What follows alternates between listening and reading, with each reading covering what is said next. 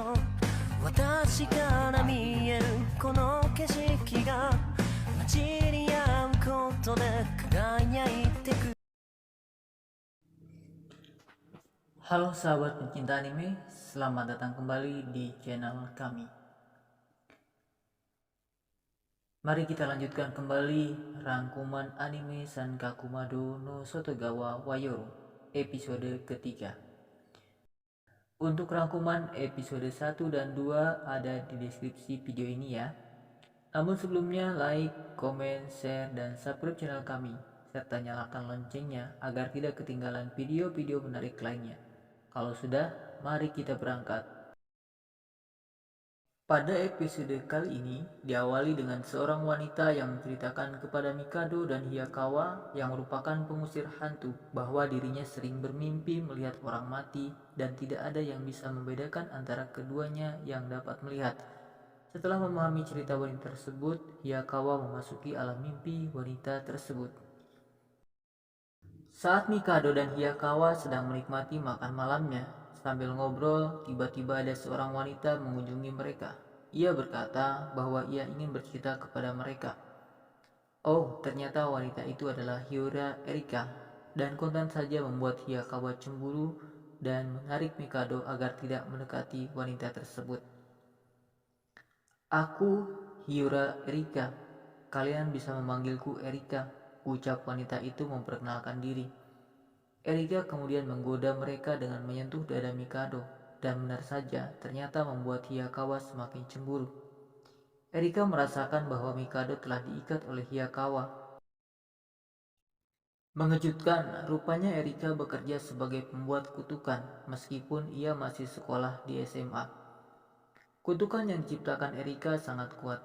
Erika menjelaskan bagaimana dia bisa membuat kutukan. Beberapa saat kemudian datang seorang lelaki jangkung ke arah mereka. Lelaki itu meminta Erika untuk pulang karena hari sudah malam. Dan Erika pulang bersama lelaki itu. Setelah berjalan beberapa langkah, Erika berbalik ke belakang dan berkata, "Jangan terlalu membenciku." Sepeninggal mereka, Mikado mencari informasi laki-laki yang menyebut Erika di internet.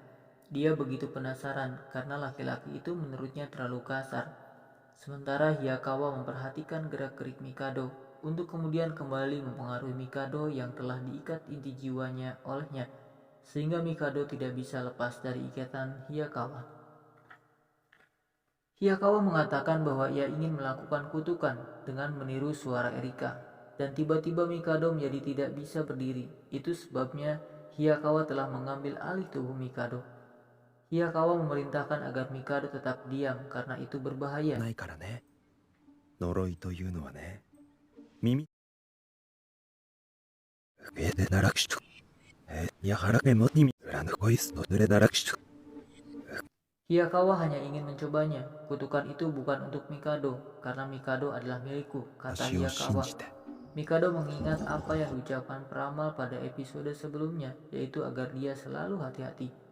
Juga mengingat pertanyaan Erika kepada Hiyakawa tentang apa yang akan dilakukan kepadanya, juga terhadap kontrak kerja yang telah ditandatanganinya. Mikado berpikir keras tentang apa yang akan dilakukan oleh Hiyakawa kepadanya. Tapi ternyata ia tidak bisa memikirkan apapun.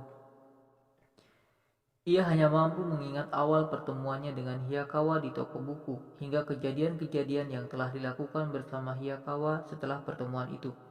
Bahkan ia pun mengingat masa kecilnya. Hiyakawa menarik energi dari tubuh Mikado. Kira-kira energi apa ya? Mimin belum bisa menebaknya. Meski kini Mikado menjadi pengusir hantu, ia masih merasa takut. Tapi bukan takut oleh hantu, melainkan ia takut oleh orang-orang di sekitarnya. Ia takut karena mereka menganggap Mikado sebagai orang yang aneh. Hingga dia bertanya kepada Hiyakawa bagaimana cara dia menghadapi orang-orang tersebut. Mereka mengobrol dalam perjalanan menuju rumah seseorang yang sebelumnya telah berjanji untuk mereka datangi. Ternyata tuan rumah sudah menunggu mereka. Namun pada saat mereka tiba, Mikado melihat sesuatu yang aneh pada wajah dan tangan salah seorang tuan rumah. Wajahnya terlihat tidak beraturan seperti krim kocok. Hal itu membuat tuan rumah pria merasa tersinggung karena menganggap Mikado sangat tidak sopan.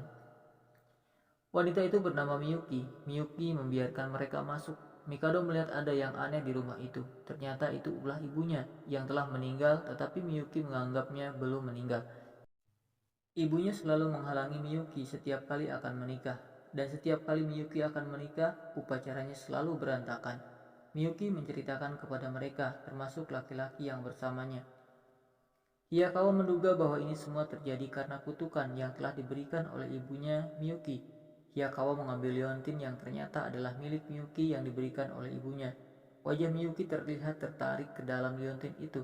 Hayakawa meminta izin untuk membuang liontin tersebut, dan laki-laki yang bersama Miyuki mengizinkannya. Kemudian lelaki itu memberikan sejumlah uang kepada Mikado dan menyuruhnya untuk pergi. Hayakawa meminta Mikado mengambil uang yang diberikan laki-laki itu dan kemudian pergi meninggalkan rumah tersebut. Kemudian mereka memutuskan untuk mencari makan.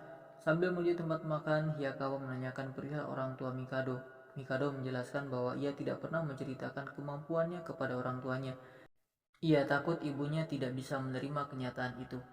Bahkan saat ibunya mengunjungi toko buku tempat Mikado bekerja dan manajer mengatakan bahwa Mikado telah memiliki pekerjaan lain, Mikado tetap tidak mau menjelaskan kepada ibunya. Ia hanya mengatakan bekerja sebagai pembersihan yang tidak banyak orang lain mau mengerjakannya. Ibunya menyuruh agar Mikado berhati-hati.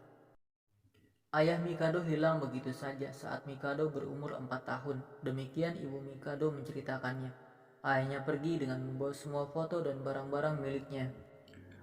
Nah, demikian kira-kira yang dapat Mimin rangkum pada anime Sankaku Mado no Sotogawa wa Yoru episode ketiga. Bagaimana? Makin seru kan ceritanya?